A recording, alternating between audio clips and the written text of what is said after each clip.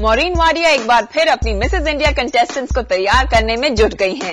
इस सिलेक्शन के मौके पर लास्ट ईयर की विनर भी थी मौजूद। यहां आई सभी ब्यूटीफुल मैरिड वुमेन को देखकर ये लगा कि खूबसूरती के खिताब का फैसला करना है कितना मुश्किल काम।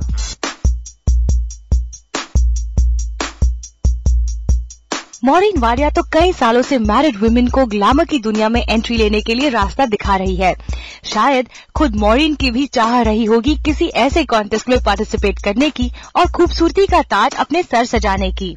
नहीं, पहले तो नहीं था, इसीलिए मैंने यही मिसेज इंडिया कॉन्टेस्ट बनाया था। Mega model pageants, manhunt pageants थे एस्पायरिंग अनमैरिड्स के लिए, बट मैरिड लड़कियों और लड़के के लिए कुछ नहीं है। मॉरीन केवल इन मैरिड वुमेन को ही उनके घर के कामों से ब्रेक नहीं दिलवाती, बल्कि कई एस्पायरिंग यंगस्टर्स को मैनहंट और मेगा मॉडलिंग कॉन्टेस्ट के जरिए मौका देती है। और दोनों में होते हैं अलग अलग तरह के कंटेस्टेंट्स, तो जाहिर है इन पैजेंट्स में भी है फर्क।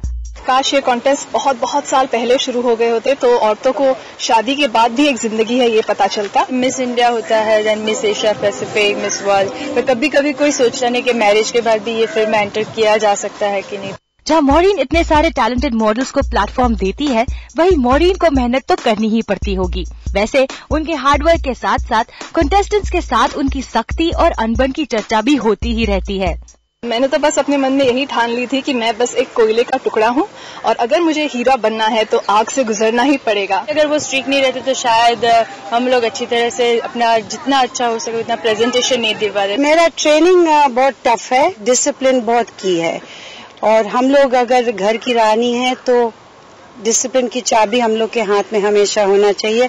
अब इस बार किस मैरिड लेडी को मॉरीन की मदद से खूबसूरती का ताज मिलता है, इसका करना होगा इंतजार।